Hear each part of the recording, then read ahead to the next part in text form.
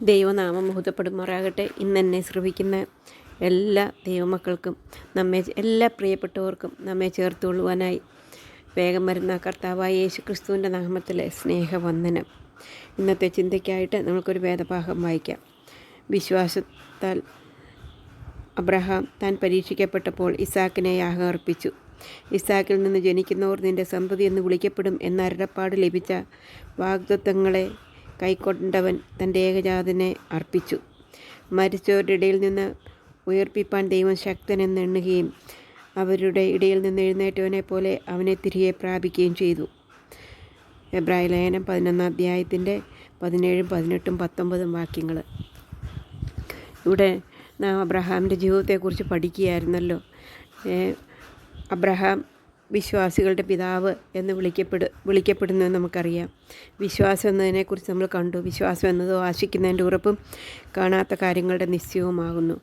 അങ്ങനെ അബ്രഹാമിൻ്റെ ജീവിതത്തിൽ വിശ്വാസം, അബ്രഹാം പൂർണ്ണമായിട്ട് ദൈവത്തിൽ വിശ്വസിച്ച ഒരു വ്യക്തിയായതുകൊണ്ട് അബ്രഹാമിൻ്റെ ജീവിതത്തിൽ അനേക കാര്യങ്ങൾ നമുക്ക് കാണുവാനായിട്ട് സാധിക്കും.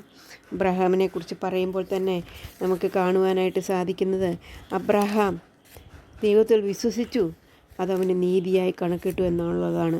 15 അധ്യായത്തിൽ അതാണ് നമുക്ക് കാണുവാനായിട്ട് സാധിക്കുന്നത്. ഉൽപ്പത്തി പുസ്തകം 15 അവൻ യഹോവയിൽ വിശ്വസിച്ചു, അതവന് നീതിയായി കണക്കിട്ടു. അതുകൊണ്ട് കർത്താവ് അവനോട് പറഞ്ഞു, ആ വിശ്വാസത്തിൻ്റെ വീരനായ ദൈവം അവനോട് പറഞ്ഞു, അബ്രഹാമേ, ഞാൻ നിൻ്റെ പരിചയം നിൻ്റെ അതിമഹത്തായ പ്രതിഫലവുമാകുന്നു. ഭയപ്പെടേണ്ട, ഞാൻ നിന്നോട് കൂടെയുണ്ട് എന്ന് അബ്രഹാമിനോട് പറഞ്ഞു. അങ്ങനെ അബ്രഹാമിന് ദൈവത്തിൽ നിന്നുള്ള അബ്രഹാം ദൈവത്തിൽ വിശ്വസിച്ചത് മുഖാന്തരമായിട്ട് അബ്രഹാമിൻ്റെ ജീവിതത്തിൽ ദൈവവുമായിട്ടുള്ള ബന്ധം, ദൈവവുമായിട്ടുള്ള സഹിത്വം ഉണ്ടായിരുന്നെന്ന് കാണുവാനായിട്ട് സാധിക്കും. എങ്ങനെയൊക്കെ വിശ്വാസത്താൽ ഒരാൾ കർത്താവ് വിശ്വസിക്കുമ്പോൾ അവൻ്റെ ജീവിതത്തിൽ എന്തെല്ലാം ഉണ്ടാകും എന്ന് അബ്രഹാമിൻ്റെ ജീവിതത്തിൽ നമ്മൾ പഠിച്ചു. ഒന്നാമതായിട്ട് നമുക്ക് കണ്ടു, വിശ്വാസമുള്ളൊരു വ്യക്തി അനുസരിക്കുന്ന ഒരു വ്യക്തിയായിരിക്കും.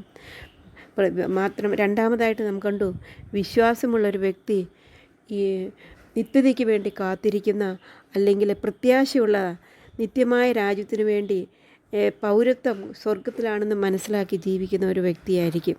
മൂന്നാമതായിട്ട് നമുക്ക് കണ്ടു, വിശ്വാസമുള്ളൊരു വ്യക്തി കാത്തിരിക്കുന്ന വ്യക്തിയായിരിക്കും. മിണ്ടാതിരുന്ന് കാത്തിരിക്കുവാൻ പറഞ്ഞ കർത്താവിൽ പൂർണ്ണമായിട്ടും വിശ്വസിച്ചുകൊണ്ട് കാത്തിരിക്കുന്ന ഒരു വ്യക്തിയായിരിക്കും. നാലാമതായിട്ട് നമുക്ക് കണ്ടു, വിശ്വാസമുള്ളൊരു വ്യക്തി മറ്റുള്ളവർക്ക് വേണ്ടി ഇടനിൽക്കുന്ന ഒരു വ്യക്തിയായിരിക്കും, പ്രാർത്ഥിക്കുന്ന ഒരു വ്യക്തിയായിരിക്കും.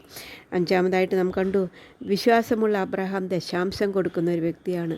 ദശാംശം കൊടുക്കുന്ന ഒരു വ്യക്തിയായിരിക്കും വിശ്വാസമുള്ളൊരു. ആറാമതായിട്ട് വിശ്വാസത്താൽ നമ്മൾക്ക് അബ്രഹാം പരീക്ഷയിൽ ജയിച്ചു എന്ന് നമ്മൾ വായിച്ച ഭാഗത്തിൽ വായിക്കുവാനായിട്ടായിരിക്കും. ദൈവത്തിൽ പൂർണ്ണമായിട്ടും വിശ്വാസമുള്ളൊരു വ്യക്തി പരീക്ഷ ജീവിതത്തിൽ എല്ലാവർക്കും ഉണ്ടാകും, എന്നാൽ പരീക്ഷയിൽ ജയിക്കുന്ന ഒരു വ്യക്തിയായിരിക്കുമെന്ന് കാണുവാനായിട്ട് സാധിക്കും. അബ്രഹാം വിശ്വാസമുള്ളതുകൊണ്ട് അബ്രഹാമിനെ ദൈവം പരീക്ഷിക്കാതിരുന്നില്ല. എന്നാൽ നാം വായിച്ച വാക്യത്തിൽ വായിക്കുന്ന പോലെ ആ പരീക്ഷകളിൽ അബ്രഹാം ജയിച്ചു. അബ്രഹാമിൻ്റെ പരീക്ഷയെക്കുറിച്ചൊന്ന് ഓർക്കുമ്പോൾ അത് എത്രയോ കാഠിന്യമേറിയ പരീക്ഷയായിരുന്നു എന്ന് നമുക്ക് കാണുവാനായിട്ട് സാധിക്കും. അബ്രഹാമിന് 90 വയസ്സുള്ളപ്പോഴാണ് ഒരു മകനെ കിട്ടിയത്. ഒരു മകനെ 100 വയസ്സുള്ളപ്പോൾ ലഭിച്ച അബ്രഹാമിനോട് ദൈവം പറയുകയാണ്, അബ്രഹാമെ എന്ന് വിളിച്ചതിന് ഇതാ ഞാൻ എന്ന് പറഞ്ഞു. അവൻ നിൻ്റെ മകനെ നീ സ്നേഹിക്കുന്ന എൻ്റെ ഏകജാതനായ ഇസാക്കിനെ തന്നെ കൂട്ടിക്കൊണ്ട് മോര്യാദേശത്ത് എന്ന് അവിടെ ഞാൻ നിന്നോട് കൽപ്പിക്കുന്ന ഒരു മലയിൽ അവനെ ഹോമയാഗം കഴിക്കുക എന്നരുളി ചെയ്തു. ഇത് വളരെ ദുഃഖകരമായ, അത് സഹിക്കാവുന്നതിലപ്പുറമായിട്ടുള്ള ഒരു പരീക്ഷയാണ് അബ്രഹാമിന് ദൈവം കൊടുത്തത്. എന്നാൽ അബ്രഹാം അധികാലത്ത് എഴുന്നേറ്റു, കഴുതയ്ക്ക് കോപ്പിട്ടു, ബാല്യക്കാൽ 2 പേരെയും തൻ്റെ മിസ്സാക്കിനെയും കൂട്ടി ഹോമയാഗത്തിനും കീറിയെടുത്തും കൊണ്ട് പുറപ്പെട്ടു. ദൈവം തന്നോട് കൽപ്പിച്ച സ്ഥലത്തേക്ക് പോയി. അങ്ങനെ മകനും അബ്രഹാമും ഒന്നിച്ച് ആ മോറിയമലയിലേക്ക് പോകുന്നൊരു കാഴ്ച നമുക്ക് കാണുവാനായിട്ട് സാധിക്കും. അപ്പോൾ ഇസഹാക്ക് അവനോട് ചോദിക്കുന്ന ഒരു ചോദ്യമുണ്ട്. അവൻ്റെ ഹൃദയം അബ്രഹാമിൻ്റെ ഹൃദയം തകർന്ന് കാണും ആ ക്വസ്റ്റ്യൻ. അവൻ ചോദിക്കുകയാണ്, അബ്രഹാമൻ ചോദിക്കുകയാണ്. അവർ പോവുകയാണ്, എല്ലാ കാര്യങ്ങളും കൂടെ പോവുകയാണ്. ഇതിനു മുമ്പ് യാഗം കഴിച്ചിട്ട് കണ്ടിട്ടുള്ള ഇസഹാക്ക് അപ്പോൾ ഒരു ചോദ്യം ചോദിക്കുന്നുണ്ട്. ചോദിക്കുകയാണ്. അപ്പോൾ ഇസഹാക്ക് തൻ്റെ അപ്പനായ അബ്രഹാമിനോട് അപ്പ എന്ന് പറഞ്ഞതിന് അവൻ എന്താകുന്നു മകനെ എന്ന് പറഞ്ഞു. തീയും മുറകുമുണ്ട്, എന്നാൽ ഹോമയാഗത്തിനുള്ള ആട്ടിൻകുട്ടി എവിടെയെന്ന് അവൻ ചോദിച്ചു. അപ്പോഴും ദൈവത്തിൽ പൂർണ്ണമായിട്ടും വിശ്വസിക്കുന്ന അബ്രഹാമിനെ നമുക്ക് കാണുവാനായിട്ട് സാധിക്കും. പരീക്ഷ വന്നപ്പോൾ ദൈവത്തിലുള്ള വിശ്വാസം അവനെ പരീക്ഷയിൽ നിന്ന് രക്ഷിക്കുവാനായിട്ട് ഇടയായിട്ട് തീർന്നു. ദൈവം തനിക്ക് ഹോമയാഗത്തിന് ഒരാട്ടിൻകുട്ടിയെ നോക്കിക്കൊള്ളും മകനെ എന്ന് അബ്രഹാം പറഞ്ഞു. അങ്ങനെ അവർ ഇരുവരും ഒന്നിച്ച് നടന്നു. അവിടെ നമുക്ക് കാണാനായിട്ട് സാധിക്കുന്നത് അബ്രഹാം മകനെ കെട്ടി യാഗപീഠത്തിൽ കിടത്തി. പിന്നെ അബ്രഹാം കൈ നീട്ടി തൻ്റെ മകനെ അറുക്കേണ്ടതിന് കത്തിയെടുത്തു. ഉടനെ യഹോവയുടെ ദൂതൻ ആകാശത്ത് നിന്ന് അബ്രഹാമേ അബ്രഹാമേ എന്ന് വിളിച്ചു. ഞാനിതെന്ന് അവൻ പറഞ്ഞു. ബാലൻ്റെ മേൽ കൈവയ്ക്കരുത്, അവനോടൊന്നും ചെയ്യരുത്. നിൻ്റെ ഏകജാതന മകനെ തരുവാൻ നീ മടിക്കായകൊണ്ട് നീ ദൈവത്തെ ഭയപ്പെടുന്നുവെന്ന് ഞാനിപ്പോൾ അറിയുന്നു എന്ന് അവൻ അരുളി ചെയ്തു. അങ്ങനെ ഇസ്ഹാക്കിന് പകരമായിട്ട് ഒരാട്ടിൻകുട്ടിയെ കിട്ടുകയും ആട്ടിൻകുട്ടിയെ യാഗം കഴിക്കുവാനായിട്ട് ഇടയായിട്ട് തീർന്നു. അബ്രഹാം ആ സ്ഥലത്തിന് യഹോവ ഇര എന്ന് പേരിട്ടു. യഹോവയുടെ പർവ്വതത്തിൽ അവൻ പ്രത്യക്ഷനാകും. അതെ, യഹോവയുടെ പർവ്വതത്തിൽ പ്രത്യക്ഷനാകും. ആ പരീക്ഷയിൽ പൂർണ്ണമായിട്ടും ജയിക്കുന്ന അബ്രഹാമിനെ ഒട്ടും പോലും തോൽക്കുക സംശയം ഉണ്ടാകുകയോ ചെയ്യുകയല്ല ചെയ്തത്. അങ്ങനെ അപ്പോൾ അതുകൊണ്ട് അബ്രഹാം അനുഗ്രഹിക്കപ്പെടുന്നു എന്ന് നമുക്ക് കാണുവാനായിട്ട്. ഞാൻ നിന്നെ ഐശ്വര്യമായി അനുഗ്രഹിക്കും, നിൻ്റെ സന്തതി ആകാശത്തിലെ നക്ഷത്രങ്ങൾ പോലെയും കടൽക്കരയിലെ മണൽ പോലെയും അത്യന്തം വർദ്ധിപ്പിക്കും.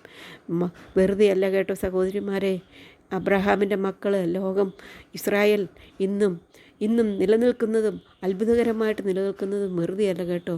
അബ്രഹാം ഇസ്രായേലിൻ്റെ പിതാവ് അബ്രഹാം വിശ്വസിച്ച ദൈവത്തിൽ പൂർണ്ണമായിട്ടും വിശ്വസിച്ച ഒരു വ്യക്തിയായിരുന്നു. ഇസാക്കിനെ യാഗം കഴിപ്പാൻ പോലും കൊടുക്കുവാൻ തക്കവണ്ണം ദൈവത്തിൽ വിശ്വസിച്ചു. അതുകൊണ്ട് അബ്രഹാമിന് പരീക്ഷയിൽ പൂർണ്ണ വിജയം നേടുവാനായിട്ട് സാധിച്ചു. വിശ്വാസമുള്ള ഒരു വ്യക്തി പരീക്ഷയിൽ തോൽക്കുന്ന വ്യക്തിയല്ല കേട്ടോ, പരീക്ഷയിൽ ജയിക്കുന്ന ഒരു വ്യക്തിയാണ് എന്ന് നമുക്ക് മനസ്സിലാക്കുവാനായിട്ട് സാധിക്കും. നമ്മുടെ കഴിഞ്ഞ കാല ജീവിതത്തിൽ നമ്മൾ അനേക പരീക്ഷകൾ വന്നപ്പോൾ നാം അനേക പ്രാവശ്യം തോറ്റുപോയിട്ടുണ്ട് സഹോദരിമാരെ. എൻ്റെ ജീവിതത്തോടുള്ള ബന്ധത്തിൽ ഞാൻ അനേക പ്രാവശ്യം തോറ്റുപോയിട്ടുണ്ട്. അതിൻ്റെ കാരണം എന്താണെന്നറിയാമോ? എൻ്റെ വിശ്വാസത്തിൻ്റെ കുറവാണ് എന്ന് എനിക്ക് മനസ്സിലാക്കുവാനായിട്ട് സാധിച്ചു. പ്രിയ സഹോദരിമാരെ, നമ്മുടെ ജീവിതത്തെ ഒന്ന് പുറകോട്ട് നോക്കിയിട്ട് നമ്മളിൽ പൂർണ്ണമായിട്ടും വിശ്വാസമുണ്ടോ? നമ്മൾക്ക് വിശ്വാസമുണ്ടെങ്കിൽ നമ്മൾ പരീക്ഷയിൽ തോൽക്കുന്നവരല്ല, പരീക്ഷയിൽ ജയിക്കുന്നവരായിരിക്കും. പരീക്ഷയിൽ ജയിച്ചു കഴിയുമ്പോൾ കർത്താവിൻ്റെ അനുഗ്രഹം ഉണ്ടാകും, കർത്താവ് അനുഗ്രഹിക്കും എന്നുള്ളത് നമുക്ക് മനസ്സിലാക്കുവാനായിട്ട് സാധിച്ചു. വരുന്ന ദിവസങ്ങളിൽ വിശ്വാസവീരനായ അബ്രഹാമിനോടൊപ്പം തന്നെ വിശ്വാസത്തിൽ കുറവില്ലാത്തവരായിട്ട് കർത്താവിനെ വിശ്വസിക്കുവാൻ, എല്ലാറ്റിലും കർത്താവിനെ വിശ്വസിപ്പാൻ കർത്താവ് നമ്മളെ സഹായിക്കട്ടെ. അവൻ്റെ വലിയ നാമം മുഹൂർത്തപ്പെടുമാറാകട്ടെ.